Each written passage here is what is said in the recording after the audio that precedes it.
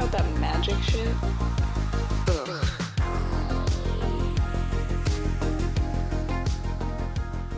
Welcome to the Hard Part Podcast. My name is Tom, and I'm here today with Sean. Hello. Welcome back. We've got an official lineup that we're gonna try and stick to today instead of just finally meandering around. Our hardworking editor would really like it if we could just like stick to the plan. Yeah, I heard they really want to shorten the amount of time. Shorten? You mean shoot us? Yeah. For starters, I want to thank our Patreon subscribers. We have 3 of them total now. Oh, very nice. Subscribers. So I want to thank you guys for continuing this, for joining us on that. That's a 300% increase. Is a 300% increase. Yeah. Way to go. Sorry, Joe. You are no longer the only person in the running for Don't. the SpongeBob SquarePants collaboration. Hey, so. 75%. Well, not sorry. My math is really off, as you'll find out. 33% is not a bad way to go. It's I mean, not. that's repeating, of course. It is, and we have 5 total active members. So we have 2 of you who are unpaid, which you won't hear this for another month. Right. Well, we appreciate you waiting around. Exactly, because you're still going to be there. Yeah. We are officially, now that we figured out the camera shit, we're pointing at it. You guys are right there. Dun, dun. It's not the best setup right now, but as we kind of get more subscribers, we bring more content to you guys, we'll be able to give you also better camera angles. The worst part of the best part that we have going on right now is that it doesn't bother Sean at all. Apparently, he's like ready for this, but I feel a mild sexual assault is constantly happening with this microphone. But yeah, he's not used to having the boom arm, because our first couple episodes, you guys will hear the audio difference. So we were able to upgrade our equipment. Thank you to the subscribers, because yes. this is what you guys are doing. You guys subscribing is allowing us to be able to upgrade these materials, give you better sound, everything like that. But having these boom arms is nice because now we can use our arms. We don't have to worry about slamming our hands on a table when we're talking and stuff like that.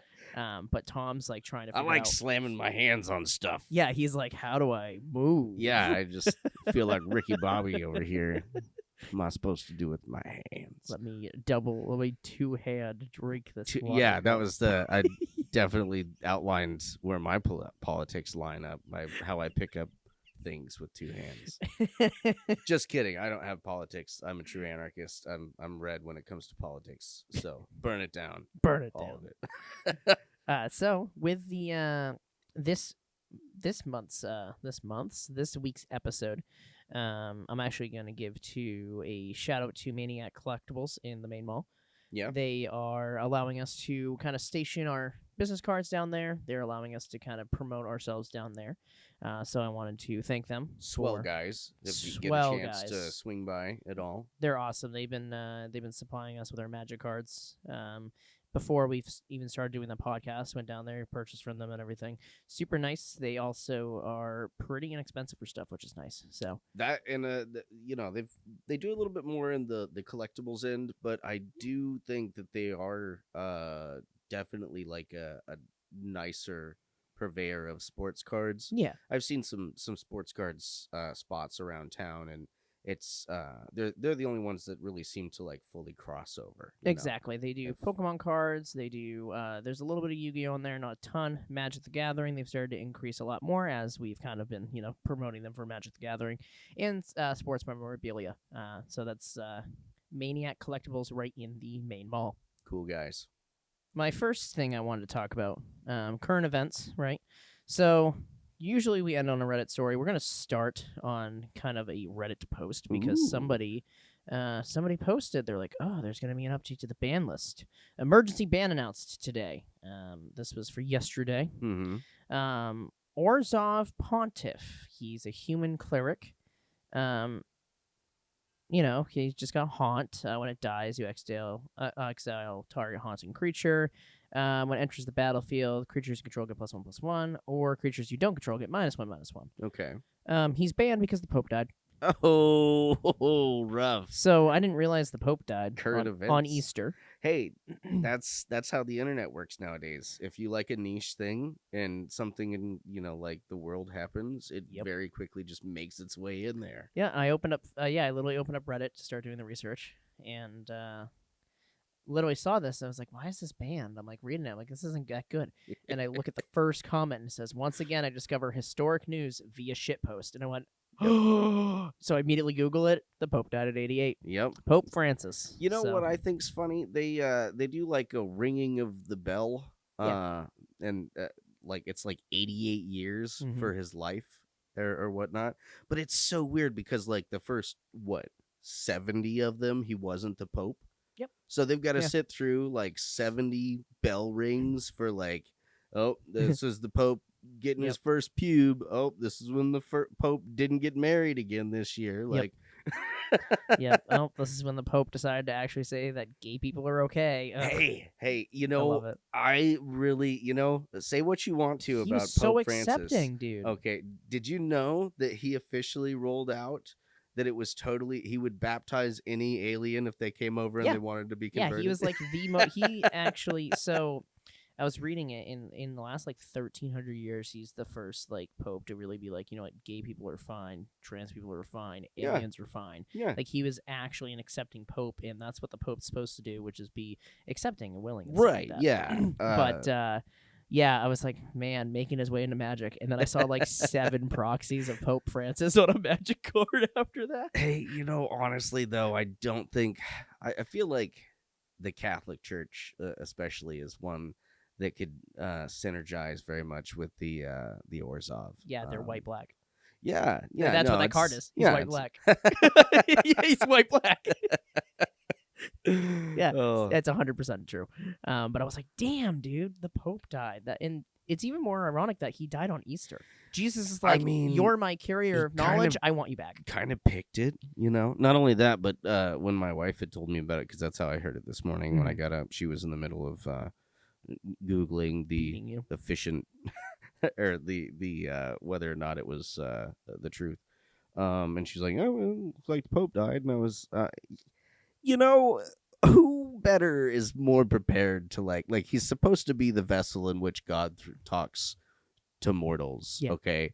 So like, wouldn't you think that he's already read, like he knew about this before we did. Yeah, he's like, well, Like- dying on Easter. Yeah. You got to send a message and Yeah. so forth. If I don't do it now, I got to wait a whole year. Yeah, And dude, I almost another pooped myself year? last year. Yeah, I mean, Like, the I current made it. stance of the world, why would I want to live another year? Well, I don't know about that.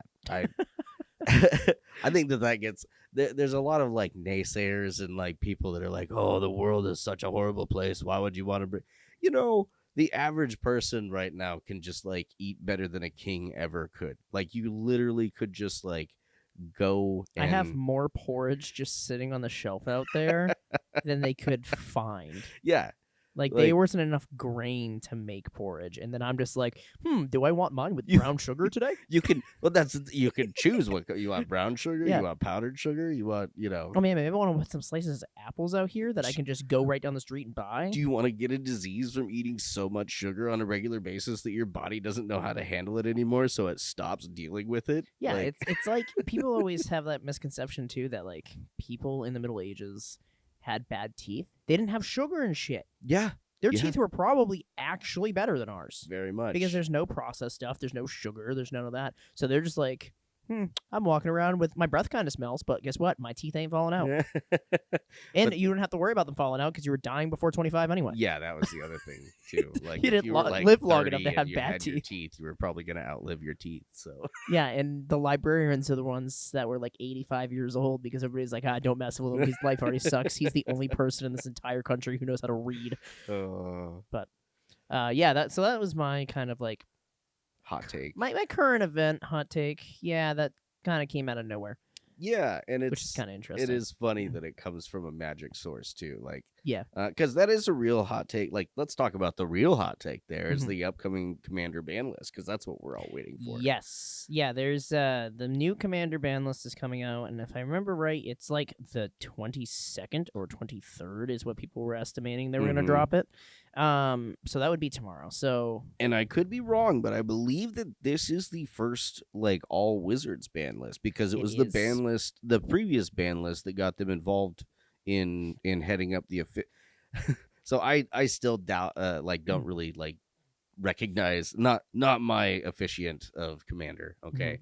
As far as I'm concerned, the only officiant of Commander is who owns the table that we're playing over. Yeah, basically. When it comes down to it, Commander, I think, is one of those games, one of those formats that like it's really designed for just casual players, people who just want to sit down and see some crazy card interactions, or people that Exactly. want to see some type of wild thing. They really want to cast their big baddie and do what it's it funny does. that it's casual, but then people get so fucking mad about it. Yeah, Like and they get so mad in a casual setting. in episode 1, I think I had brought up to you about how like you haven't looked into a whole lot of CEDH, and so I have since that conversation, and it really is.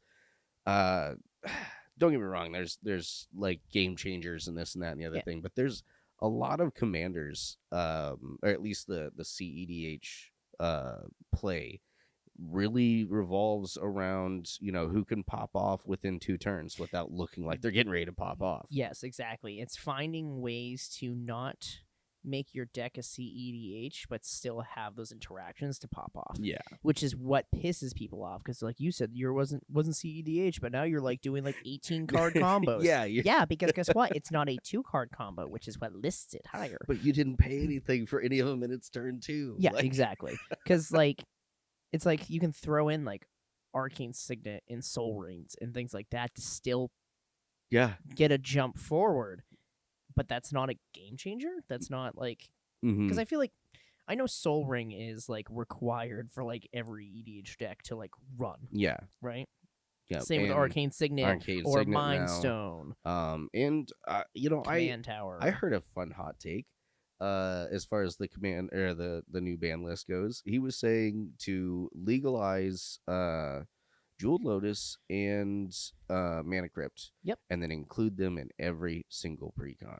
But yeah, I saw that. I saw his post about it, and I agree with it. Because the thing is, if you open up the list, right? That's going to also allow Wizards to have more options to print in their precons instead of them having to recreate stuff. So you're always going to have like a constant slot in these precons, which then will also make it so like things like Mana Crypt and Jeweled Lotus, where they're harder to get, so people are like, oh, it's unfair to the people who can get it. Now you can just fucking buy it in a precon. Yeah, and it'll take some time. I really feel like, you could even probably throw in a couple of secret layers that people are going to get all antsy over. Yeah. Look at the Miku secret layer. Isn't that counterspell like $50-$60? Yep, and then Swan Song is also like Swan Song's not even that great. No, it's just because it's the Miku art, people want it. Yeah. And then Gilda is one of the commanders that they made her Hatsune Miku, and that thing also goes for a little bit just because it's a different art, So really, when it comes down to it, the original, I wouldn't go so far as to say like the Power 9 or anything like that. No. I think the floor is open for that, but that's kind of here nor there. Yeah, I agree with Mana Crypt. Just flood it out. Yeah, I agree with Mana Crypt. See what it looks like. Because when you that's guys also just printed it in the Fallout set, and then you're like, we're gonna ban it now. Like, you can't put out like precons in a set that like has these great artworks for these certain cards, and then just be like, it's banned. Well, that maybe that was kind of a prime. I don't know for sure, but I'm pretty sure that Fallout came out before they took over. Yeah, but it was still on there. It was still in a precon though. Yeah. So because I'm just saying, what if that was kind of the plan? Like, we'll go ahead and get them out into the market, and then a year from now we'll go ahead and just take it off the ban list. Crash the market. Well, again, I don't even think the market's going to crash because those original pieces or like the ones that come from the vault or anything. Yep. Those unique printings they're set. They're not going anywhere in their price. Yes, exactly. Like, it's kind of like the special edition, the Kaladesh Mana Vault or Soul Ring, the ones that are going for like $500-$600. Yeah, those will probably never drop in price. Right. First of all, because they're gorgeous. Second of all, they didn't print very many of them because Masterpieces were the first time they really did a different border. Yeah. And so, like, that's they why went all in. Yes, I eventually want to collect all of them, which is a high fucking thing. But, Gotta like, catch 'em all. dude, yeah. The Lightning Greaves are That's not gorgeous. the game. Lightning Greaves is awesome. The Soul Ring is just magnificent. Lightning Greaves. That's another one that just that I think that's what they should do is they should come up with a base 10 Mhm. that is in every commander deck. And is it going to like completely level the playing field? I don't think so. But if every like 5 or 6 drop commander is now like potentially a turn 1, doesn't that change the meta enough? Changes it completely because it's going to make people put certain like removals in and change kind of the flow of it. Mhm. It's kind of like how we talked about in last episode, adding like untap symbols and stuff, which will add another layer to things, Mhm. or bringing back certain keywords and stuff that we haven't seen because it just adds that additional layer. Won't come out until later, but the untap symbol is actually in the magic fact for the day. So All right. yeah, I'm excited I for figured that. I'd line that up with the You release. have to, yeah. Just because it's kind of an important thing. Yeah. Other cards, I think. Yes, everybody, I have the ban list up because I can't memorize everything. Yeah, no. I think don't you ever take Grizzlebrand off the ban list. Leave it the fuck there. So yeah, no, I think that Never we could, take that off. at least as a commander. I Mhm. don't mind so much as the as part of the 99. That'd be interesting if they had that kind of as a ban list thing where they're like, you can't play as That's your what commander, it used but to you be. can put it in your deck. That's what the ban list used to be. It Mhm. was basically just for at least back when it was Elder Dragon Highlander, it was like, oh, you have I still call it EDH. I still do. I think there was something, the Falling Star that did something obscure for that format. I know Lichery, the Star Chaser, the Otter Yeah. was banned, Um, which should be unbanned. Unban him. who's the other one that locks out a color? We were talking about this one the other day, the Angel. Fucking Iora actually, or whatnot. yeah, Ionia, Shield of Ionia. Embryo. Yeah, That's another one that should stay banned because locking out a color is kind of unfair. it is. But at the same time, I think that it again, that's where that meta comes in. Like, she's not free. No, it's like If you people- let somebody get to a critical mass of 6-7 mana, just let it happen. well, not even that. Like, it's really just like you should have some way to interact Mhm. beyond that. If Yeah. you're the blue player, maybe you need that Pact of Negation. Maybe, and that's another one that I think maybe should make it into the rounds is a couple of those free spells. Yeah, 100%. It's like Emrakul. A lot of people are saying Emrakul being unbanned.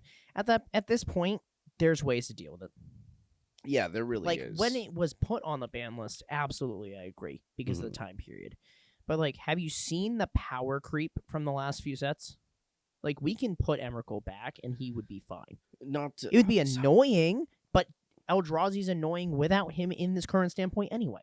Other weird things that I would be okay with being unbanned, Caracas.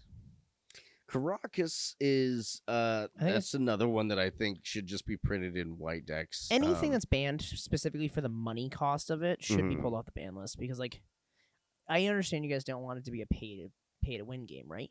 Then take it off the reserve list, take it off the ban list, and just fucking reprint it. well, then get off the reserve list. We're 30 years in at this point. Like the cards, those cards that are like safe or saved. I think that those people who are really into Magic on that level got off a few years before SpongeBob came out. Yep. I don't think that any of them are gonna be that upset with you that they're gonna be able to like go anywhere in an actual court case.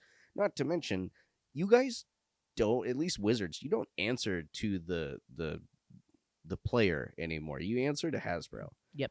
Which is fine. It's still business and Get your money where you need to get it to be able to print your stuff for your people. yeah. But I don't. I'm glad it's still here. Yeah, I'm so glad I get to play Magic and stuff. But like, Sliver Queen being like on the reserve list and not ever being reprinted, that immediately to me, like, if you see a Sliver deck, you're like, they have money. Yeah. It doesn't matter. Yeah. They Or have they've money. been playing Or for they got- 20 plus years. Or they got really extremely lucky in trades and stuff like that. Mhm. But most of the time, you don't see Sliver Queens move. Yeah, no, that's don't that's see my them go jam. I first real like endeavor that I went down. My first precon was the Tempest precon with the slivers. Was blue. that like see-through box sliver set? No, Or no, oh, that was that's before like that way one. after. Yeah, no, this was like a Okay. Tempest. Well, you got it at Lorewyn, so we've never really had precons when you were playing, have Nope. we? Yeah, Nope, there were starter decks for like standard and stuff. Precons but were precons so beautiful, didn't exist, and they were so badly playable out of the box. Like everybody had the same experience, and that's also why I don't buy precons, because I'm not in that mindset of, oh, I should probably buy precons because it has 90% of the cards you need for commander decks now. Oh yeah, like there's a lot of dual lands I don't own, and people are like, how do you has not a own whole that? Different... That's the reason I don't own 15 command towers. It's because I don't buy precons, and they fair. haven't printed singles. a command tower in a set that I've purchased recently. Yeah, like the fact that I got my first command tower from the Secret Lair SpongeBob is hilarious. Yeah, I've probably owned a dozen of them, and I don't really. Yeah. Literally I get a none. lot of I own more reliquary towers than I do command towers. Yeah. Yeah, I do think changing up the ban list, especially with the commander ban list coming out soon, it's going to change up the format again for the better, I think. The last commander ban was kind of weird, and they're like, oops. But like, yeah, like putting Mana Crypt in pissed off so many people, and then like I saw a lot of people on Facebook going, this is never going to come off the ban list now, so I'm just going to get it graded and take it out of all my decks. And I was like, this commander unban's coming soon, and imagine you go and you sent it to get it graded, and now it's an out of all of your decks, and now you just look like an idiot. Well, think about the people that have like ripped up their freaking Mana Crypts on camera for some views or whatnot. Yeah, because like, I'm never going to use this again. It's going to take in price. Joke's on you, like sucker. $1,600. Yeah, yeah, joke's on you. It's gonna get unbanned. It's I'm open to it. I've got my feelings about Ragavan, but I think that's more of just a personal thing. Again, I think that the threat level of EDH should be really a conversation that's had. I like this new system that they've got up because it's very respectful to that type of play style. I think it could use some tweaking, and it's maybe a little bigger than it should be. I think that a 3-tiered situation should be fine. But I mean, I think that's basically what it is. Like I'm here to win and collect prizes, which is the tier 1. The tier 2 is like, hey, I want to win, but on turn 6 or 7 at least. Like I want to play a game for a little bit. And then there's my deck doesn't do anything. Like, I thought this guy was cool, and I'm going to make it so that I can cast this guy as many times as I can. Anybody who's not listed on EDH Rec's top commanders list, basically. Yeah. Those are the type of commanders I like to play, is people that aren't sitting on that CEDH Rec. Mm-hmm. I'm a big fan of that. So. And so, anyways, for keyword this round, I picked flying, okay, because the more I look into keywords, the more I kept coming back to flying, and I have a further Reddit article that I'm going to outline later that goes into that. But it is the oldest and most intuitive keyword ability. It's one that very seldomly do you have to explain to people, and usually when you're teaching the game, it's one of the first ones that comes up. And it's one of the ones you always forget exists somehow as well. And you go to play against it, and you're like, I didn't prepare for this in my deck. Great. That's like 90% of my EDH decks is commander decks. I forget to sideboard against flying, and I'm like, cool, dog. So I was every time that you say that, I'm like, how do you not think about that? But then I'm playing literally, Golgari Demons right now. And that's one thing that I keep running into is a lot of demons are flyers. Yep. And so it inherently has that ability built just kind of right into the overall function of the deck. And so I think that one's really cool. Yeah, I know for flying, trying to think of like the most prominent creature. I mean, angels, right? Angels always have flying. Angels are up there. Angels are dragons are up there. Birds. Birds. Hey guys, it's really hard. They all have flying. They have wings. No fucking shit. Internet. Maybe that should be like the next time that we look at like a bird people, instead of like being, modeled after your standard avian. It's like ostriches and Penguins. ossuaries. Shit that can't fly. That you Dodo give them birds. raptor stats. Yeah. And then, just slap the bird creature type on it. I agree with that. Get rid of flying. Yeah, flying is interesting, like you said, just because it's old. It's been there forever, and if you look all the way back to like original sets, they exist and they're there. And I like the fact that it is versatile. You can throw flying on like anything. There's tons of spells and equipments and everything that give flying to. So you're not going to be not having it in some way. Right. Right? If I like in my deck, the sideboard in my deck would be a spell that gives flying, or a spell that gives reach, or a spell that allows to just equip. Reach is you can block creatures. Reach is flying. A big one. Most spiders have reach. A lot of spiders have reach. That's where green kind of gets its flair, because green is one that, like, even within like its dragons and whatnot, 9 times out of 10 they have more like a worm type build, and so they don't really have to worry about flying. Although there is Sandworm Convergence, which is a great one. What is that one? Creatures without flying can attack. Yep. That one locks it up pretty good. So, flying is an evergreen evasion ability. This information comes from the MTG Wiki. Turn your mic slightly towards you more. Hello? That's better. Better? Yeah, because you were looking this way. So Yeah. Oh, yeah. I get it. Yeah, you have to kind of like do. That's why when I was reading it like this, because then I'm still. Gotcha. Yeah, I'm getting a phone call at the same time. This is probably about my car warranty, which is a joke, but it's actually probably who it is. Anyhow, flying is an evergreen evasion ability that makes creatures without flying unable to block creatures with flying. It has been in Magic since its original in the alpha set, and it was the first and most resonant mechanic that Richard Garfield designed for the game. Flying appears on over 1,000 different cards and is scattered wildly on the color wheel, mostly being found in blue and white cards, to a lesser extent black and red. Green rarely has flying creatures, but is the best color at destroying them. When you think about it, there's a lot of kill cards within green, as long as you're a flying creature. Yes. Yeah, and there's even things that, even if it doesn't directly say destroy target flying creature, newest one that is good for that, Dragon Sniper, my favorite from Tarkir, new set. It has reach in it. You know what it needed? Drop the vigilance, add first strike. It's still a white ability. Yeah, because first strike, when it allows you to basically deal damage first, is super important with things that have death touch. Yes. Because if you have a 1/1 creature and a 1/1 creature blocks you, the first strike, you deal the damage first. So when you deal the damage first, this is important too, because their creature can still be bigger than your 1/1. Mm-hmm. But because you also have death touch, you can take out 13/13s with a 1/1, and your 1/1 won't die. Nope. Because the first strike damage happens first. Boom. So that's just an important, more tidbit of information for the newer players on like what that means. That interaction's very important when it comes to death touch. Yeah, when you pair first strike and death touch together, it's almost scary.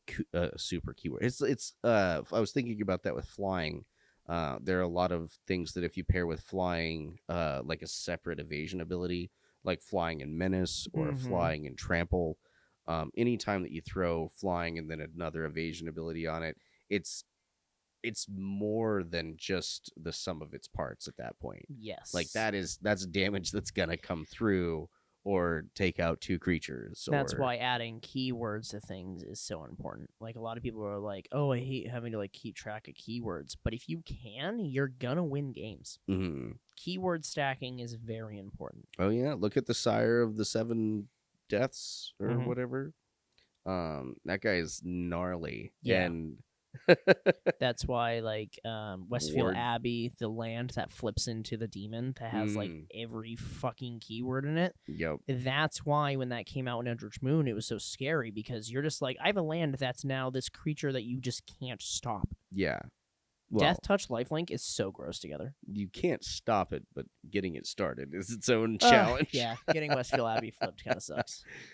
But another interesting fact about flying is it is pseudoed. So basically, there are creatures that you can that can't be blocked unless you have flying. Mm-hmm. So you can't like reach them. Like you can't block them if you have reach. You have to actually have flying to be able to block them. Yep. And then on top of that, given its prevalence and so forth, flying is the most predominantly lost ability. There are so many different cards that will take flying away as either a drawback or just an outright effect. Because if you can't kill it, ground it. And the thing about it is, like, a 7/7 flyer is significantly scarier than a 7/7 walking on the ground. Yeah. But then it becomes scary again if you give it like trample or first strike or even double strike, which double strike means it deals double damage. Double strike is its own super ability. Double strike is ridiculous. You're technically just like adding 2 first strike. Yeah. So yeah, double strike's rough. Yeah. It's just it also double strike is game ending too. It also causes a lot of weird stack issues. Like damage on the stack, it creates a lot of weird issues just because of how it interacts. My keyword, Bushido, or as we like to call it here, racist flanking. So Bushido came out in the Champions of Kamigawa set. Which is one of my favorite sets of all time. It is the set that, like, every single creature in it was a legendary creature. Like, almost every single creature, from common all the way up, was a legendary creature. It did have a lot of... See, and to tie back into Battletech tried that. Yep. Okay, because they had pilots, which were your unique creatures. And they printed one... I forget what his name was, but... might have been Phelan Ward. But anyways, they printed him at uncommon. And when they printed him at uncommon, everybody had 10,000 of them. Yep. But you could only use one in a deck. So it was, and there was no like grandeur or any type of situation like that. So it ultimately led to just like a bunch of people having a bunch of extra of this card. And I think that's that weird thing that you kind of mess with unless you're going to like dramatically change the way that you're doing the print run. Yep. If you print legendary on a bunch of different creatures, you kind of leave like a weird draft environment there where you can't really... Which is the weird thing with Kamigawa is you still didn't actually have that there's still not that many of them in circulation because it is an older set, right? So a lot of them have been just lost to time. But there are still some big staples from Kamigawa that have like Bushido. Is it just me that gets kind of a cringe every time you see somebody open up like a reserved pack or something like that? Or and they get like revised. nothing good out of it. Yeah, too. It's like that was $10,000. It was worth more money sealed and then than you opened it. I want to eventually one day find a Kamigawa pack and be able to open one again. Like, because I think I only opened like 2 or 3 packs, but I own a lot of Kamigawa because it was given to me by somebody who was getting rid of their collection. And when I got rid of my collection, I kept those. But like, I just loved the set. I want to open it again. But Bushido is a triggered keyword ability that makes creatures bigger if they block or are blocked. So you'd have like Bushido 1, Bushido 2, Bushido 3. There were some that were like Bushido 4. So it's worse racist flanking. Flanking can at least kill something without combat. Yeah. Like... It is also only associated with the samurai creature type. Okay. So that also limits you to Kamigawa. Which is basically. Have they printed samurais outside of... No, other than Neon Destiny. Neon Destiny had it, but I don't believe Neon Destiny... I could be wrong. I haven't looked at the whole set. I don't think it has Bushido in it. Yeah. Neon Dynasty? I think so. Yeah. Either way, it's really pretty, though. I was just happy to go back to Kamigawa. I don't want to correct you, but I don't want you to say it. No, that's fine. That is fine. So a couple of examples of cards that have Bushido. Mm-hmm. So, Renamed Chivalry. renamed Chivalry. It's I'm just reading off of the wiki here. Yeah. Renamed Chivalry, it is considered a knight mechanic for the Throne of Eldraine. It was also considered for the return of the set Kamigawa Neon Dynasty, and was relegated to an unworded mechanic on one card, Jukai Trainee. Yep. It was found the mechanic had issues in volume as it made attacking difficult, and that tended to manifest in board stalls. Yes. So like Konda, Lord of Iganjo, Mm-hmm. had Vigilance and Bushido 5. He So- was also indestructible. Well, see, and that seems like it would pair really well with Trample. Yes. Like- yeah, because Bushido 5. So because Bushido is attacks or blocks, that means it gets +5/+5 until end of turn. Mm. So Bushido gives that additional 5. Do He you- already starts at a 3/3. Do So you know, does that stack, if you or are there add separate instances? of separate it? instances, so Okay. because I don't believe there was anything that gave the creatures Bushido. I think it was only ever printed on top of the samurai cards. Because I'm not seeing any spells. Oh, sorry, they did reprint Bushido. My fault. It was an Infinity. It was a sticker. Of course they did. Yeah, course it they was a did. sticker. It was a 2-cost sticker. Can I just say that I love the unsets, if only because they're a troll to people who are trying to take this seriously. Yeah, Like they were it is the original Universes Beyond. yep. It's the same um, thing that I mentioned last time. I think it was last episode about horsemanship, just like being thrown in there. It's like, Mhm. and that's not even like a banned card for Commander. That's illegal. So it's like, haha, fuck you, horsemanship. But yeah, I would really love to make a samurai deck again Yeah. because Bushido's one of those things that people don't prepare for. No. Right? So even though you can go to a casual game, you can even maybe, if you play your cards right, do it higher towards the EDH because of the fact that people are like not expecting you to have this samurai general with Bushido 2 and each other samurai you control gets +1/+1 for each point of Bushido it has. Yes. Like, Yeah. see, that's one of those interactions that, like, the one that had Bushido 5, Mm-hmm. now it gets an additional. Each samurai gets a +1/+1 for each point of Bushido. Yeah. So So it it gets an go additional plus 5. 10. Yeah, so Yeah. you can pay. So you can't 6 block for it at a- that point. Yeah, you can pay 6 I for block it a with 3/11s. 16/16. Does it? It's just if it's blocked. It's not per. Yeah, if Okay. this blocks or becomes blocked, Okay, so it's just a. it's just a flat Stat, static. okay. But that's where like it doesn't really keep up with the power creep of some of the newer stuff today because it's one of those like very particular things. So just so that we have full coverage on these, I'm gonna try and hit like the storm scale for each one of these. Mhm. Obviously, the storm scale for flying is 1.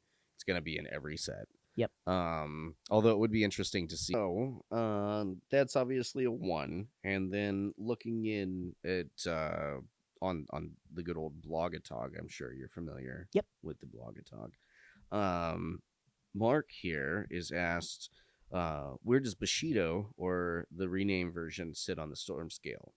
And his reply is, I call it an 8. It just doesn't play well in volume and has a name that's hard to use in most worlds.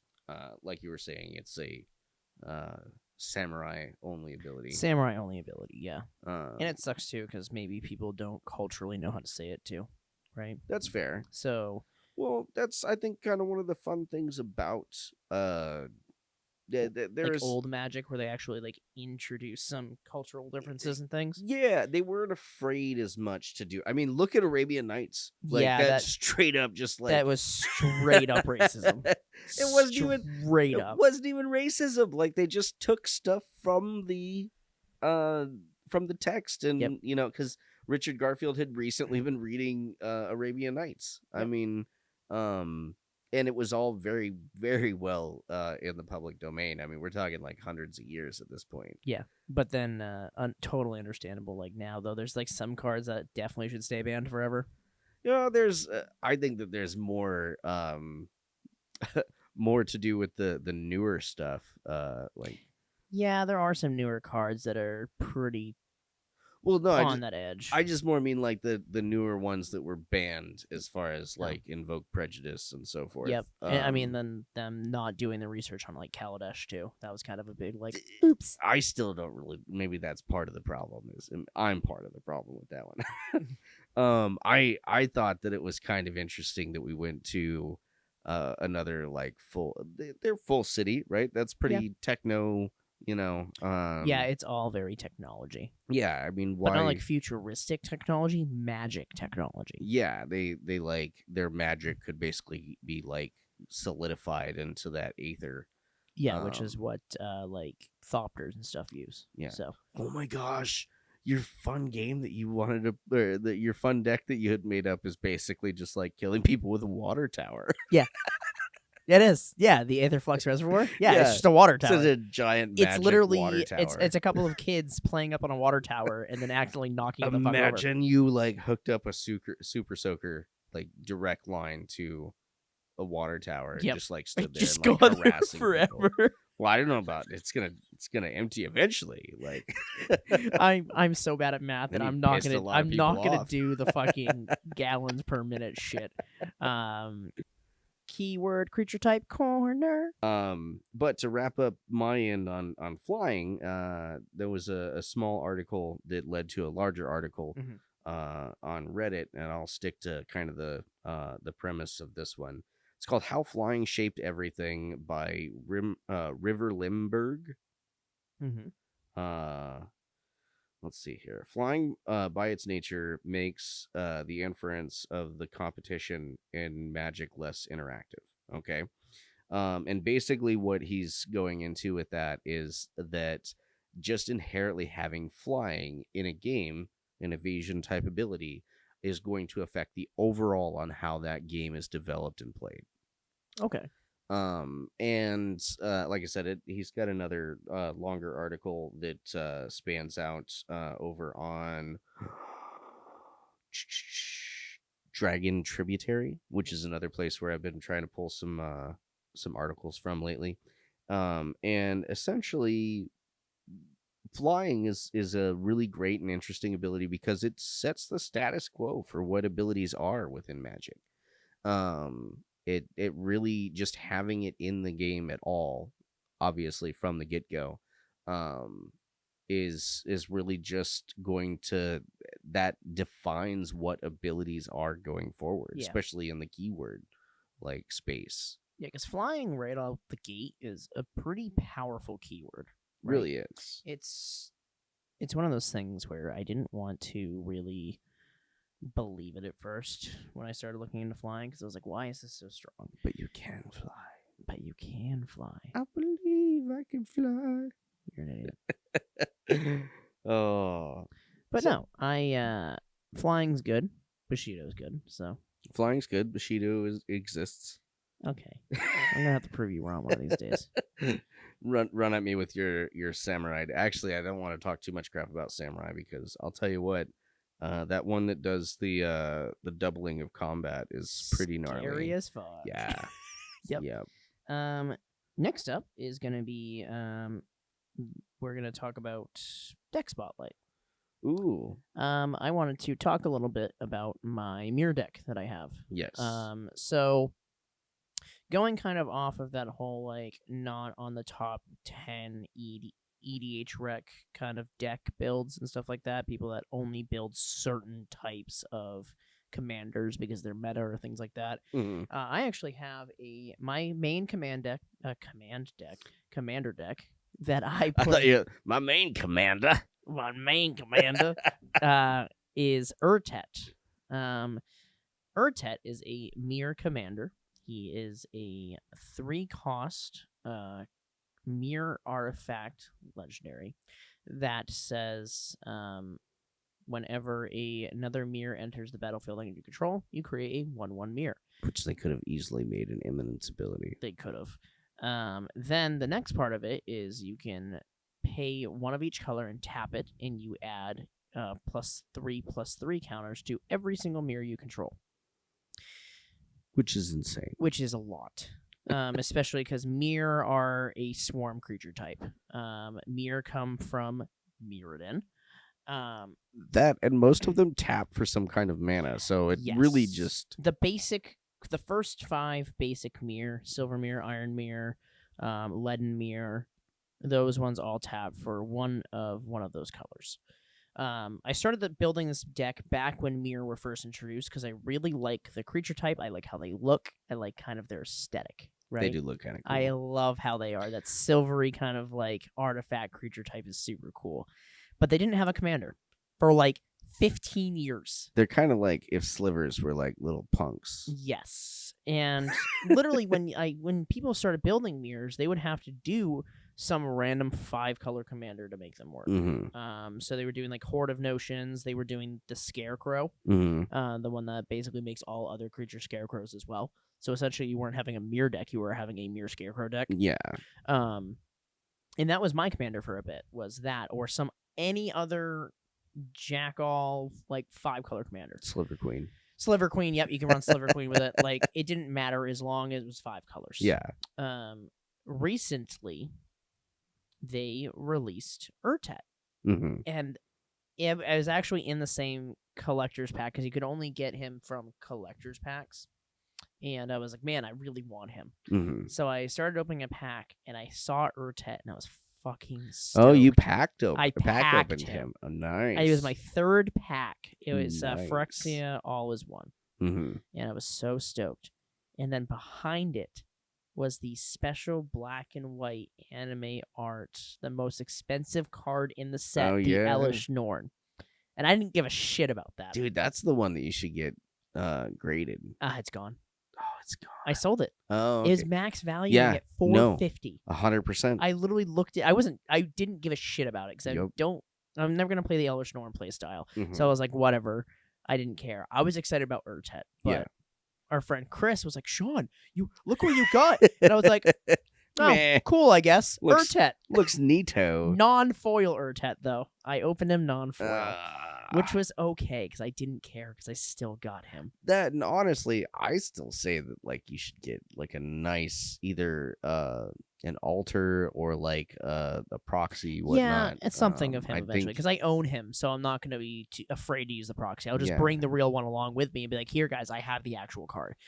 That maybe is so. I think that, and I really think that you should only get cards graded that you don't plan on selling.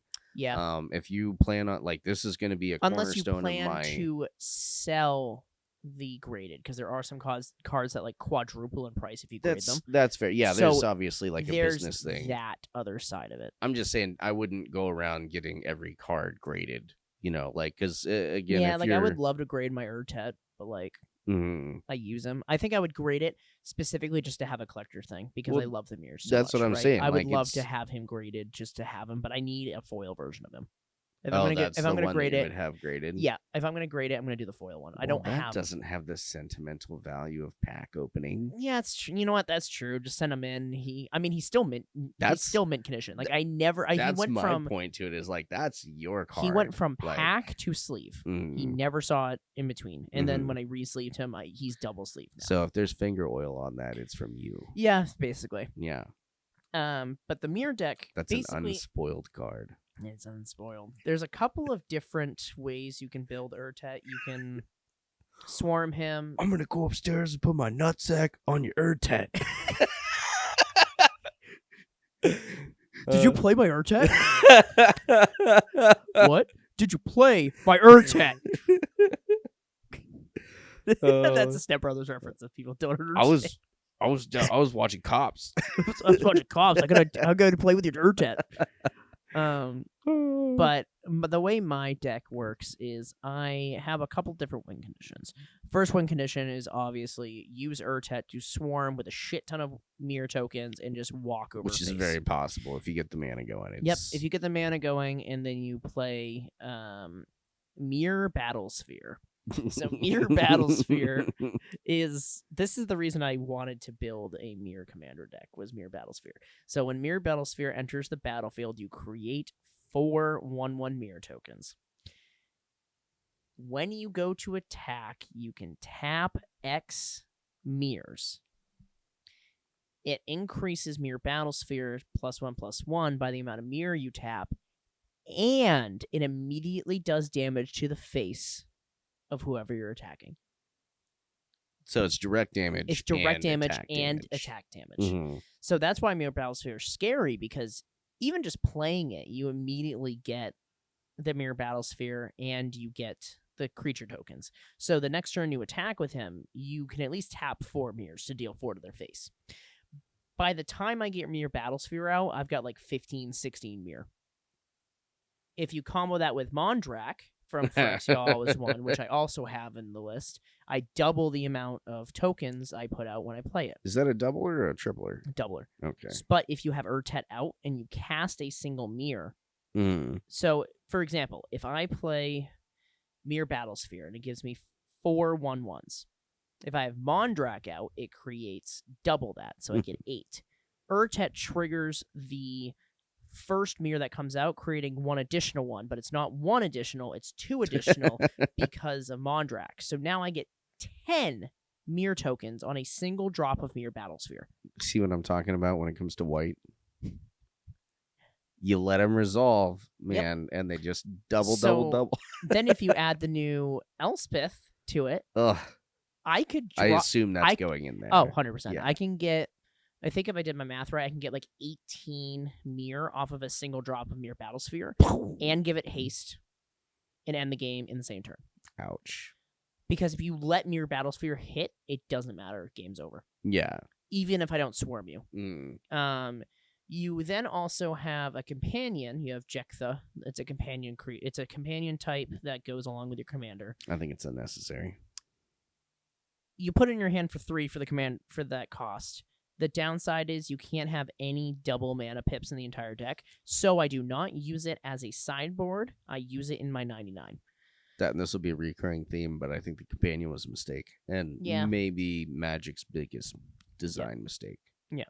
So after you play Jektha, you can tap it, and it gives you 5 colors. Which, if you remember Urtet, his tap ability is 5 colors. You combo them off together every single turn. Urtet's additional ability as well that I forgot to mention is when you enter combat, you untap all mirror. Oh yeah, all the guys that you just tap to get all that mana. Yep. You get it again. Yep. So then if you can't get Mirror Battlesphere, you play Lodestone Mirror, which Lodestone Mirror says you can just tap mirror at any point to give it +1/+1, and it already has trample. Yep. So what you do is before combat, tap all your mirror. Enter combat, Urtet untaps all your mirror. Retap all your mirror. So there's 2 combos using the mass amount of them, because mirror are most of the time 1/1/1/1s, which are pretty small. That was one of the things that I used as a.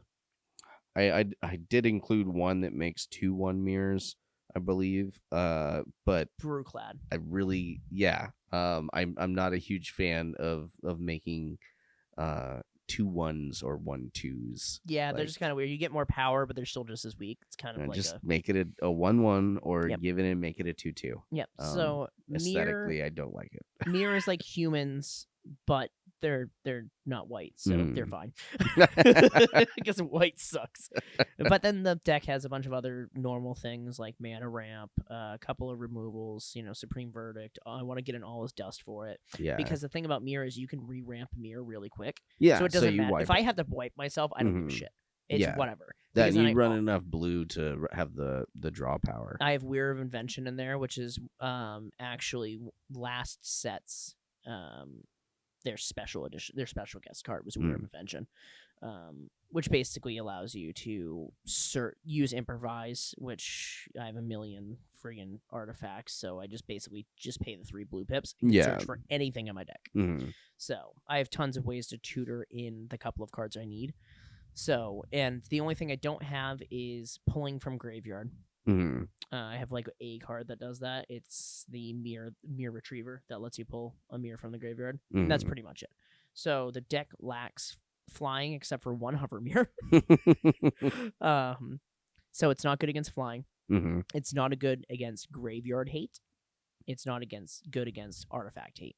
Yeah, and I So it's not a competitive EDH because of the fact that it has the flaws of it can be beaten by multiple subtypes of decks. yeah. But it's my personal favorite deck. It is what I call my money deck because it's the one with all the pretty cards in it. Mhm. I've put a bunch of special edition cards Oh, in it's it. shiny. It's tons. Yeah, I've got a brooding pool from the Infinity set, the special star one in it. It Mhm. goes for like $300 and Brooding pool? yeah, brooding pool. That sounds It's exactly sticky. It's exactly what the picture of it is a bunch of like eyeballs coming up out of it because it's a breeding pool. Gotcha, But, gotcha. Yeah, See, and I like it. was a big fan. I don't know if you remember Breeding Pit Mm-hmm.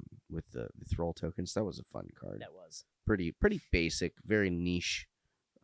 Thralls were kind of garbage, but they did what they came for. Yeah, they did. They did what they needed to. But that's my deck spotlight for this. Heck yeah. Episode is my personal commander deck, my favorite one. That's it. Well, it can be competitive if I swap out some cards. Well, that and 100% can. But Brutaclad's game ending, Saheeli's game ending. yeah, because I have Saheeli, not the Saheeli that creates servos, but the Saheeli that lets me search for artifacts. Mm-hmm. Because every game that we've played that I get Saheeli out, I have won because of the fact that if I can get her to her loyalty tokens and get the loyalty tokens off, I can search for the entire deck winning combo in any variation I need. Mm-hmm. Like if I pull Mirror Battle, I basically would pull Mirror Battlesphere. I would pull Brewclad, and then I'd pull some other thing that's just gigantic, like Lodestone Mirror if I don't already have it, just in case. Lodestone's pretty nice. You basically just like pull your just in case cards. Nice. Because by the time I get that, I've pretty much already have it. Mm-hmm. But it's one of those things where I could bring it to a game store, and if people are like, "Is it CDH?" I can actually say no. Yeah. There is no 2-card infinite combos in it. Yeah. There's literally none. There is no infinite combos in the deck. It's much more like, well, I don't know about. I think you've got a lot of moving parts to say there's no infinites. It's very close. If I replace like a single card, I can make it infinite. Okay. For mirror tokens. That and maybe 2 card combos, but I'm sure that with 3 cards nope, you can. I don't even. No, I do not have a 3-card combo. I've looked at the deck tons of times. There is none. Okay. There is no 3-card combos. Okay.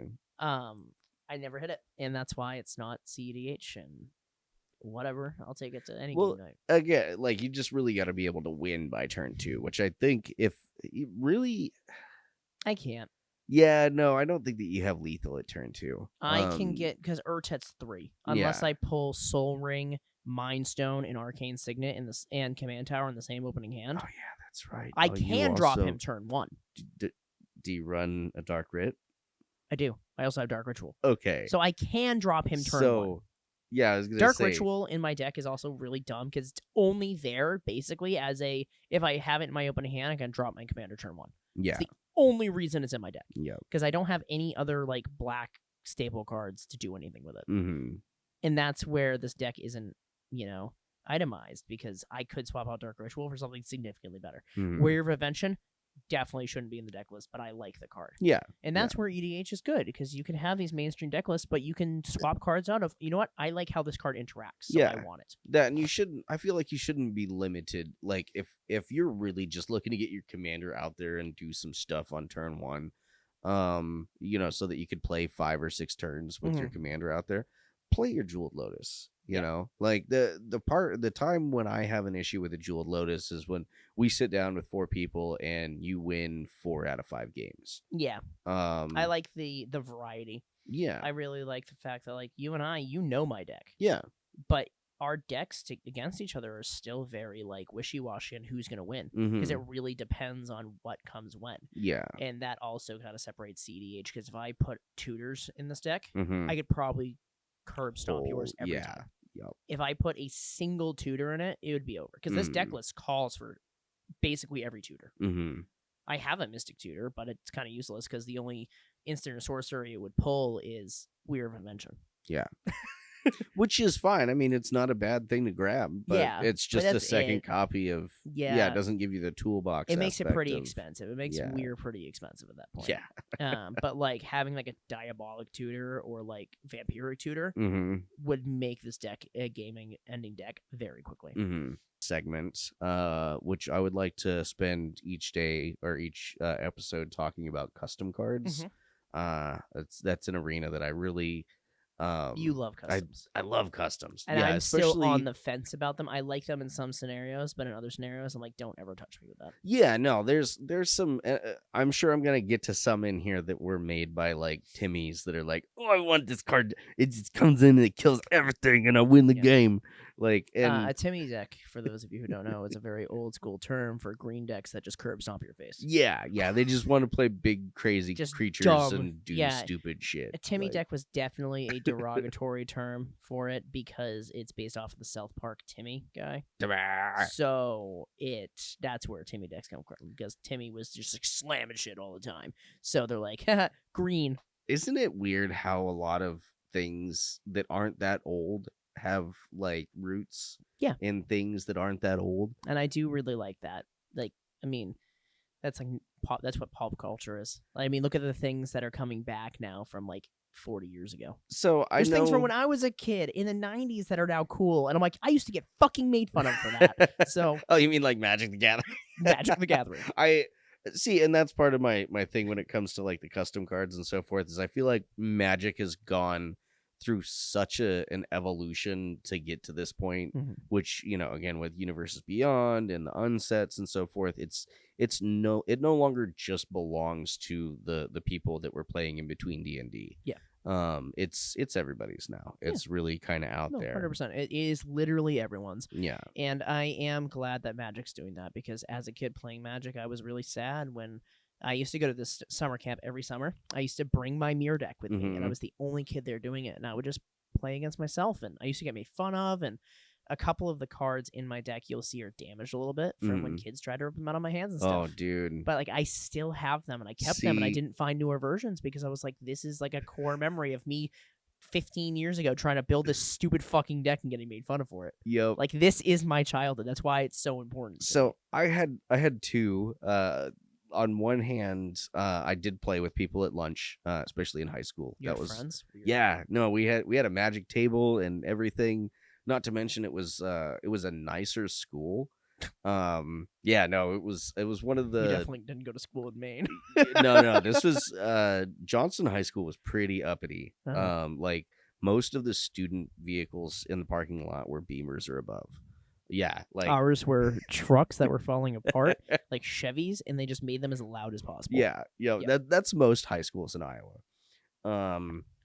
And it was really funny because there were several of us who played who were like from the other side of the tracks, basically. Like there was the one kid who was like the one kid in school who lived in a trailer. I was the one kid who was good enough from the boys' home to go to the public school. Yeah. And so like we were from the other side of the tracks, but we also like connected immediately, basically. We played with other kids that, you know, they had the money to like be running like top of the line elves deck. Justin Bahanish. People don't play elves anymore because it was so horrible. Dude, like it was so bad. You guys, if you guys are newer viewers, you weren't around for the time period that it was either orcs or elves. Fuck you, Priest of Titania. Dude, like if you played green and you didn't have a land war elves, you're a moron. But yeah, no, it wasn't orcs, it was goblins. Yep. Because goblins. Click Slither had just come out, and Goblin Pile Driver, which for me, I played elves because of land war elves, and then also Imperious Perfect. Imperious Perfect is such a great uncommon. Yep. And that is in my like top 10 favorite cards of all time. Oh, that one's so Imperious broken Perfect too. is ridiculous. Oh, you like playing a lot of these creatures? Have some more. Yeah, Imperious Perfect's like you get more elves and they have +1/+1. Have fun. But anyhow, you said you had some cards for me? Yeah. So the first one that I have trips your trigger on the a deck can have any number of these cards. Oh yes, I love those. I'm trying to build one of every single one of those decks right now.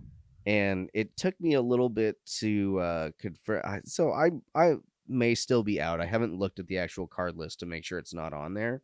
But this looks like it came from the most recent set with Urza, the Brothers' War. Yes. and this is called Custom Mirror, and it is a 2-drop 1/1 artifact creature mirror. You can pay 1 and tap it to look at the top 2 cards of your library. You may reveal a card named Custom Mirror from among them and put it into your hand.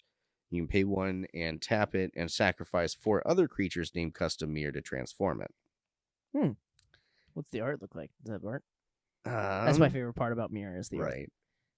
Oh, that's the So that's not a real card. No. Okay. That is not a real card because the that artwork is already on a mirror. That was what I was thinking because this is already on another mirror That's as well. Mirror Superion. Yeah, that's the one that costs 2, but you can only spend mana produced by mirrors to cast it. Yep. It's a 2-cost 5/5. Which is, it's good. It's good early game, terrible late game. Yeah, and this one's other mirror you have get +1/+1. You can pay 1 and tap it to put a mirror creature card from your hand onto the battlefield. Yeah. And when it dies, you can return the 5 target creature cards named mirror from your graveyard to your hand.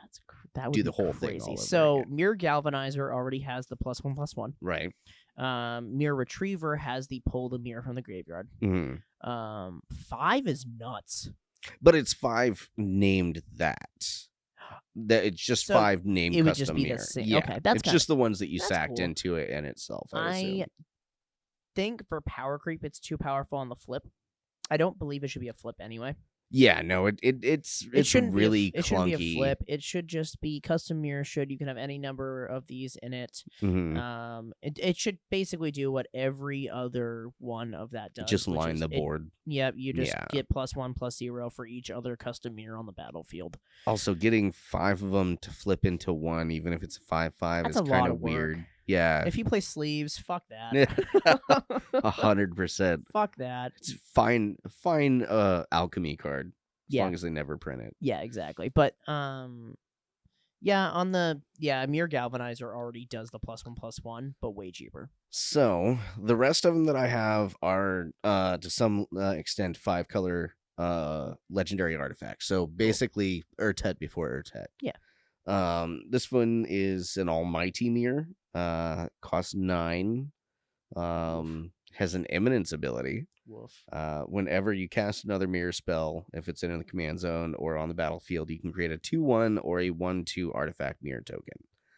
Again, I didn't like the choice there or mix and match. Just give us a 1/1, give us a 2/2, call it a day. Yeah, that's kind of a weird one. Also, affinity for artifacts, indestructible, hexproof, and tap to add black, green, red, black, blue, or white, and then mirror creatures you control have tap to add 1 colorless. All mirror creatures get +1/+0 for each other mirror on the battlefield.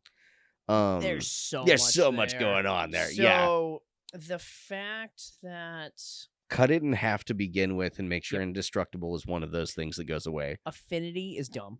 Like that's way too powerful for it because like if Even you're at running 9. if you're running it, if you're running in a mirror deck, I can play that like turn 2. Mm-hmm.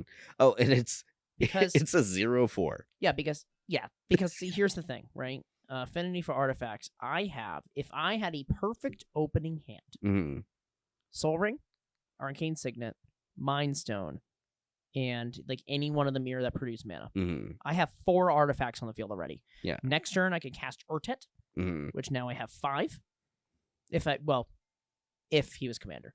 Let's pretend he's commander. So I'm at 4. So I would need to get 4 more mana basically, which I could do with any pull up through mirror because I also play Master's Call, which is a 2 colorless 1 white. You just create 2 1/1 white mirrors. Those are artifacts, so now I have an additional 2 for only 3 mana. Now, if you're keeping up kids at home without even playing a mana, which by the way, in the mana deck, you want to play the artifact lands because those 100%. Count as artifacts. So right there, I could turn, I'd say turn 3 respectively, get that 9 cost affinity for artifact down. Right. So that's way too much. So the next one is Dido Mirror Commander. I don't hate this art, but it's not really. It's not mirror. If you Yeah, it's not mirror. It's because like mirror look like mirror. Yeah. Even the weird ones, like Lodestone mirror, still looks like a mirror. Mm. Mirror Superion is like the most mirror looking big mirror ever, and I love him. Yep. Mirror Battlesphere is just a clunk of mirror, but they still all have heads. So I didn't hate this Eminence ability. It's whenever a mirror creature you control taps for mana, add 1 mana of any color to your mana pool that it can produce. I do like that. That's So good. it's kind of a doubler, but at the same time, Yeah, it's it very allows niche. it allows you to just get your mirror out a little bit faster, which is good because then you Mhm. also don't have to worry about playing more. Because like I play Palladium Mirror as well, which gives you 2 mana, and then I have a bunch of other like random mirror, like Plague Mirror gives you a colorless. Mm-hmm. So I could basically like get rid of Plague Mirror at that point, which frees up a slot to be able to put something else. Yeah. And because Plague Mirror's there for the Infect, yes, that's kind of nice, but its main goal is to generate mana. Yeah, that if you beat somebody with Infect in that deck, it's I suppose you could probably do it by copying it. But it's still a weird niche win. It's still weird, yeah. And then it has pay X and Wooburg, tap, create X1. Oh, that's them. There's no colon there. So this is all technically part of the cast. X Wooburg, comma, create X1/1 colorless mirror artifact creature tokens with tap, add 1 mana of any color to your mana pool, use it to only cast artifact spells. Holy fuck. It's not bad. It's really weird with there not being a colon there. I think that technically means that you could just activate that any number of times. Did they give him a gold border? Like the gold Yeah, border? it has I don't like that. like a No. non-artifact. Yeah, no, it has to be. It's because it has color in its that, cast. and technically not a creature type. Yeah. So exactly. yeah, there's a lot going on there that they failed on with that. But it one. is pretty cool though. Like the thing is, like I definitely want because Mirror they brought back because in the storyline, Phyrexia, the mirrors and stuff. That's why it came back in all as one. Which I don't know why it took them that long to release a fucking mirror commander, but so I'm happy they did. This next one I know is it's got a niche ability that I know you like. No. I know you like this one. It's Sunburst. Okay? I love Sunburst. And it's a weird ability. It's Empyrean Servant Complete, and it looks like there's a compilation done up for the art, which is not bad. I think you could probably use another rung through whatever AI did the compilation or whatnot, but it's pretty good. And then for Phyrexian Wooburg, which is a lovely thing. Phyrexian Wooburg is so scary. You could literally just activate it whenever you want to pay 10 life. I'd pay 10 life fucking turn 0. Create a number of 2/1 blue Phyrexian mirror artifact creature tokens equal to the number of counters on it. So if you get the full 5 for the Sunburst, then for 5 mana or 10 life, you can just make 5 more. Or if you've got another way to put more +1, it's the number of counters on it. So I don't think when you spend the Phyrexian mana, it counts as those colors. So I think that's where you get the benefit of actually casting it for Sunburst. Because I think if you pay the life, it no longer technically counts as casting those colors for Sunburst. Oh no, like it's just X for the cost, for the casting cost. The Wooburg, Phyrexian Wooburg, that's the activated ability on, so you can activate that multiple times if you want. Oh, dude, that art's cool as fuck. That's nice dude. art, isn't it? Hold on. And so he's also a Phyrexian mirror. Okay, not just a mirror. So that kind of he's got a lot of flavor going on. That is cool as fuck. I feel like that's all very playable. Yeah, equal to the number of counters because put a flying counter on it. I have double counter. I have doubling counters in my deck. And again, for 10 life or full on Wooburg or a combination therein, that's reasonable. Yeah, that is reasonable. But that's kind of nutty. I like this one. That one was definitely one that I would have liked to see in that print. is probably, out of all the custom ones you talked about, that's probably my favorite, 100%. The art is great. It could probably still use a little bit of tuning on stuff. Yeah. Power creep and stuff. Like, Mm. maybe it doesn't have as much power coming in, or maybe it costs a little bit more. Still, I his still coming see into play effect is X, right? Yeah. So he's X to cost, but Yeah, so you could first turn him for 1 if you but you wanted only to. get +1/+1. Yeah. That's- then you're that's- playing 10. They're paying 10 for 1 token, which Mhm. is Yeah, really but badly it's costed. still really good though, because it could be one of those like people kind of ignore the fact it's on the battlefield because it's so little, and It's then you flexible. all of a sudden drop a tenner. Or again, like you find a way to put 10 tokens on it, Yeah. or 10 counters on it, or Yeah. something. All right, and then I think this is the last one that I'm going to go into because the other 2 aren't super great. But this one is Calm Heir to Brood, or Heir of Brudiclad. Mhm. So a little tie-in to actual. And he's XX colorless. All right. He's a 3/5. And when he enters the battlefield, create X/1/1 mirror tokens, and they all X mirror creature tokens that are all colors and have tapped, add 1 mana of any color. And then you can pay X and Wooburg, popular thing there, to populate X times. So X Wooburg, I would use the X. Oh, it looks like Brewclad. That's cool. Right? I was gonna say they definitely had some fun with that one. I don't hate the art on that. The X is easy to cast. The Mhm. Wooburg, you can use like Jengtha, for example. Yeah. Easy.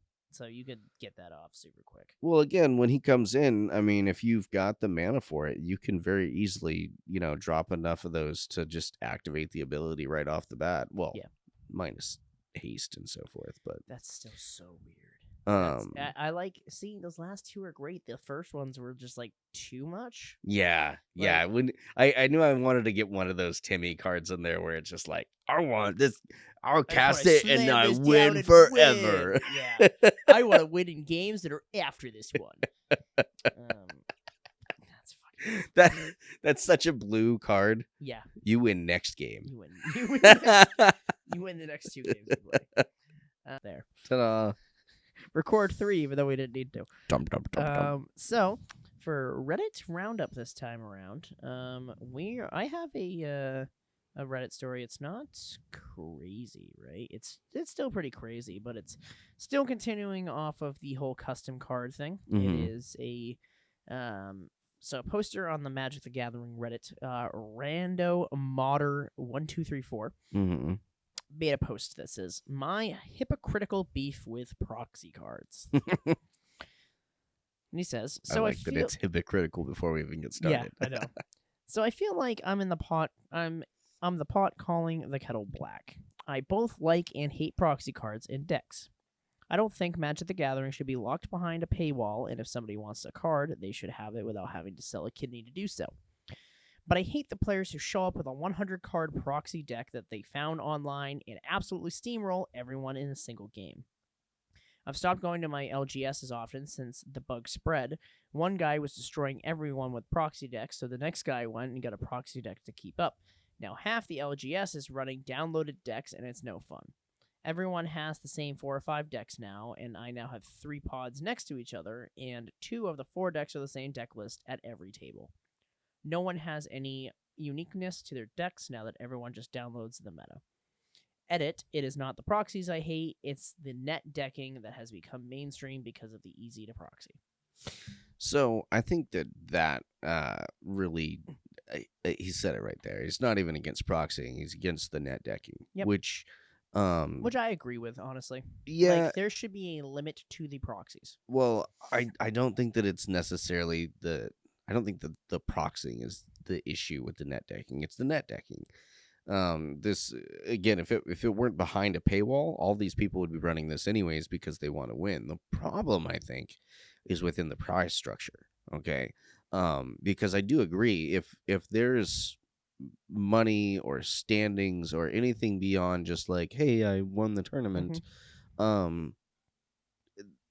then if you're not playing the best that you could possibly play, you're literally leaving stuff at the table. Yeah. Like it's not it doesn't make any sense to me to like get into a competition where you're going to win something and just be like, oh, you know what, I'm just gonna play this one for fun because I like this one. No, you Yeah. go in, you play to win. Yep.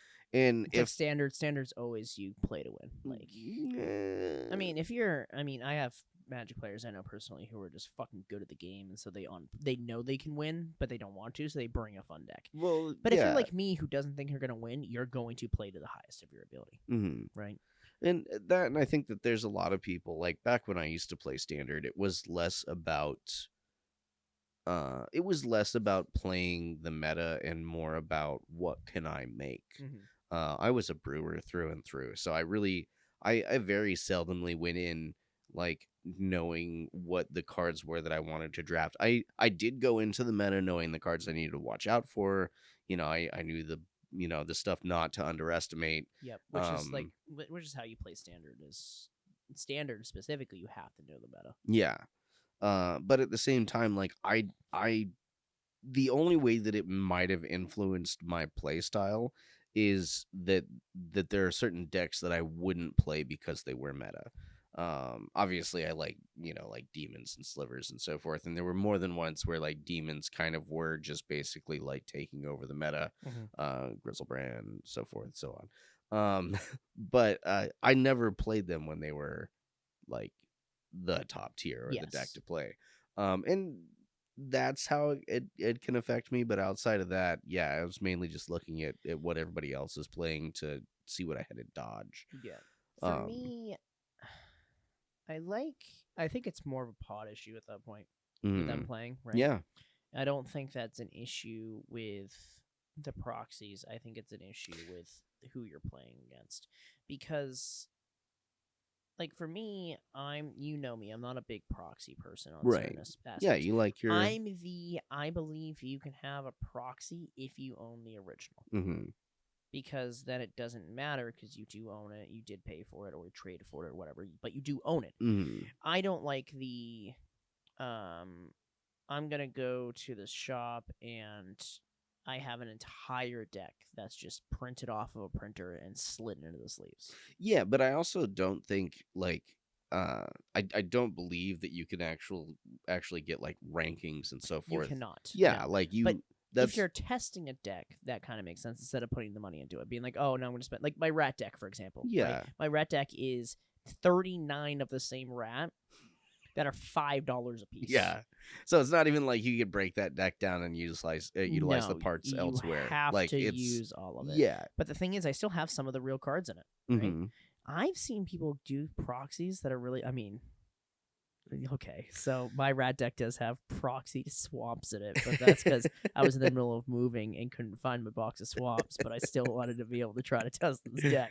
But, like, could you imagine proxying a 100-card deck where you're like, oh, I don't have these dual lands. Just put fucking normal lands in it for now, then. So, yeah, and I get what you're saying with that, but I've also seen some, which I'm going to be reaching out on the count of the podcast to see if we can promote their material, but until I get an okay on that, I'm not going to actually name drop them anywhere. But there are some really cool ones online that have like again, I'm a huge Sliver fan, not ever going to spend $500 on a Sliver Queen. Wow. I'm sorry. Like, it's just, even if I have that money and I'm going to blow it on something else that's buy not a box. that. Yeah, buy a couple of boxes at that point. Box at that point. But $500, I'd buy a box. As much as I love the Sliver Queen, I would much rather spend $69 on their I thought that was decent pricing. On their full 100-card proxy deck that's alien themed. And they've actually put a fair amount of work into, like getting the art done, lining it up with the lore behind Alien and so forth, and like giving them appropriate names. And so, yeah, I think that that's way cooler than dropping what would probably be upwards of a few $1,000s to get it in like print. But I'm also not looking to take that to a tournament anywhere. It's like there was a deck I had kind of like proxied out that I wanted to test because it would have cost me, like you said, thousands of dollars. Yeah. I want to build a Sisei deck at some point. Oh, yeah. Yeah, but it's all legendary creatures that are very fucking expensive. Yeah, especially if you wanted to get there's that like any 6 cards kind of from lore there's proper. like 6 cards from Kamigawa.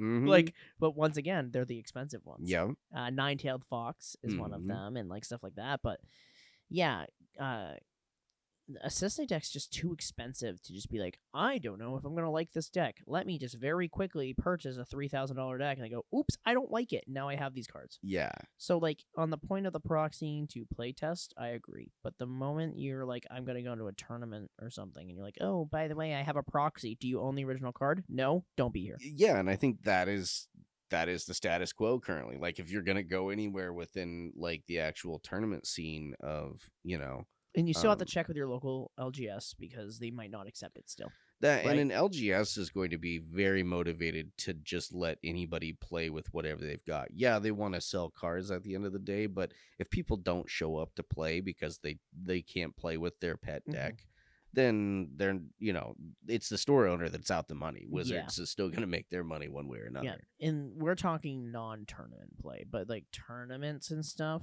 Yeah, I think that's they kind of have the to idea use behind They tournaments. have to use actual cards. Like if you look at Worlds and stuff like that, we're not like Worlds reporters and stuff, right? However, you still have to understand Not the world. yet. Yeah, you still have to understand the world scene. And the world scene is you can't have proxies at all. Even if Yeah. you have the original card, you're not allowed to. Right. Because if they have like slightly raised altars on them or something like that, it can be card counting. And there's already a lot of cheating that happened in those years. So much cheat. It seems like, Tons. honestly, Mostly mana cheating. It was I- mostly swapping mana. and yeah, I was stuff. gonna say I don't want to condone any kind of cheating, but I feel like somebody who's gonna go through and like weight their cards with their altars are at least putting a little bit more effort into it than the cheating that we're seeing right now. Yeah, because what was Um, happening at Worlds was because legally you can, when you play the mana, if you're like, oops, I wanted to play this mana instead, if you haven't tapped it yet, you're allowed to pick it up and play a different mana. That's fine. But the moment you're tapping and then you're like, oops, I should have tapped it a different way after you resolve, then you're cheating. So I maybe I do have shreds of dignity somewhere, but like if I were like on a tournament level where it's being broadcast, or like again I'm gaining points and I play a land and it's the wrong land, I'm not gonna go, oh, I'm a moron, I wasn't paying attention to what I was just doing there, hold on a second, let me fix it. No, I already tapped it. It's no, over. this is not like Friday Night Magic where It's already like, over. oh, sorry, it was an accident, or I'm gonna put my lands wherever the hell I want to. No, this is real Magic. Like, Yeah, because like I've played LGSs where I did like my entire turn and I was like, oh shoot, I shouldn't have actually done that. I should have tapped this instead. And they're like, you can go back. It's okay. I'm like, are you sure? Oh, yeah, I we're don't playing even- for prizes. I didn't even And they're like, yeah. verify. I'm They're like, like- nope, I missed that. Yeah, usually I will, and they'll call it out. They'll be like, hey, you actually did that wrong. If you want to, you can redo that. And I'm like, are you I'll- sure? If it is a trigger, like an unavoidable trigger, I don't mind going back and fixing it. So, If it's yeah, something the that I rules missed, say if it's a non-May trigger and it happens, it still has to happen even if it's passed because it's a non-May trigger. If it's a May, then if it's skipped, it's over. but maybe that's where that shred of dignity comes in. Yeah, Is like I I would don't let go somebody- in to I'd be like, play whatever. against other players or their decks or anything. I'm there to play against myself. Yeah. And if I miss something and it's On going to me. positively affect the outcome of the game, I've already lost. Yep. Like the moment that I, didn't call you out for something, and then like that was something that led to like I drew an extra card or something like that, I've already lost that game in my Yep. brain. Like, Yeah. So if you guys, since we talked about Reddit stories, if you guys end up finding Reddit stories of yourself or anything that you want us to like read on air or anything like that, any stories that you find that are interesting or even ones that you've created yourself, you can feel free to send it to us on Patreon, or you can find one of our links to send it to us, either Facebook, Instagram, anything like that, for us to read out loud and stuff. We can kind of pick and choose and try to find some different ones. Same thing with like custom cards or anything like that. If you find some stuff that you think, hey, this might be interesting for us to talk about, go ahead and send it to us. That'd be Yep. really good. love the custom cards. I like the outlandish ones just as much as I like the realistic or possible to print ones. But at the same time, I really just like the idea of messing with design space as much as possible. Yeah. Yeah, feel free to send us your ideas. Send us what you guys might like and stuff like that. And that'd be awesome. Yeah. Same with articles as well. If anybody reads an interesting article about Magic, Oh, please send them. I am up to about 7 or 8 articles of magic a day now, or to do with magic in one way or another. Yeah. And I've got to say, I don't know if anybody peruses Magic the Gathering articles, but there is a huge discrepancy between like what is a good article and what is, like, I've seen some non AI generated stuff that I'm sure somebody got paid for, and I'm like, how did you didn't even phone this in, like, you're barely. Unfortunately, some official Wizards articles are really bad compared to some of the ones online. Yep. As a reminder as well, guys, we are doing the giveaway for the SpongeBob SquarePants Secret Lab on Patreon. Secret Lair. Oh yeah, I did say that. Yeah. So let's restart that then. Secret Lab. I do. It's because my chair is Secret Lab. Let's back up. Here we go. As a reminder, guys, we are doing the Secret Lair giveaway this month. It is the Secret Lair SpongeBob SquarePants. It's all the meme cards, all the specialty ones. Right now, it was just a single person who was in the running. Sorry, Joe, you have been taken down. There is now a couple of you who are in the running for that. Yep. Starting at the $5 entry you guys already have, you get an entry. So congrats to you guys for having a single entry. So, excellent. Thank you for subscribing to us, for trusting us to bring you entertainment. We do recommend that you tell your friends, but at the same time, we also understand if you don't right now. Yeah, 100%. We're still doing this kind of a fun thing. We'd like to eventually retire off of this. Oh yeah, we'll see how that goes. But I'm just saying, like, at least until next month after the drawing, I totally understand. Nobody, like, don't tell anybody about this. So yeah, 100%. We've got some ideas for future drawings, which we won't release until after this drawing is done. But if you guys want to, we have a camera. I can actually. Yeah, we can show off some of the stuff. I've forgotten the camera's been there most of the time. Secret Lab, the Internet Sensations. So you'll see unsealed official Wizards on there. So we do have, and you have no idea what the bonus card is. We do not. In the bonus one that I opened up the command tower. So it could be anything. You could get the what was the other chase card? The counter spell that was written correctly, and the tide. Yeah, I don't know. There's also Dismember. Okay, Dismember is one of them. It's the, how did they not guy. How did they not do that? Like, that just should have been the printing for the counter spell. I still think it should have been Ristic Study. Do you pay the one? That's fair. Yeah. But counter spell is just as aggressive.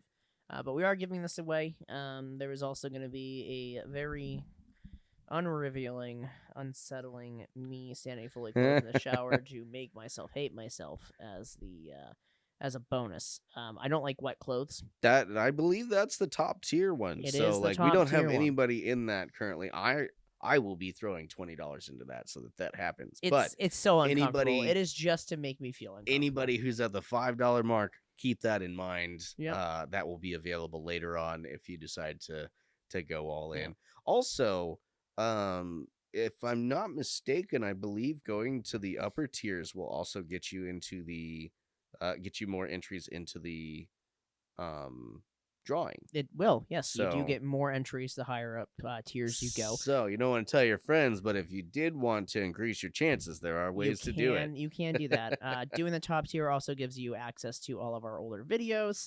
It gives you access to all the raw footage as well. So you'll get the full episodes that are, because, our wonderful editor-in-chief, me, I go through and I do all the cuts and everything, but you get to hear all of it. You get to hear all the random in between conversations that we might have, or all of the mess ups.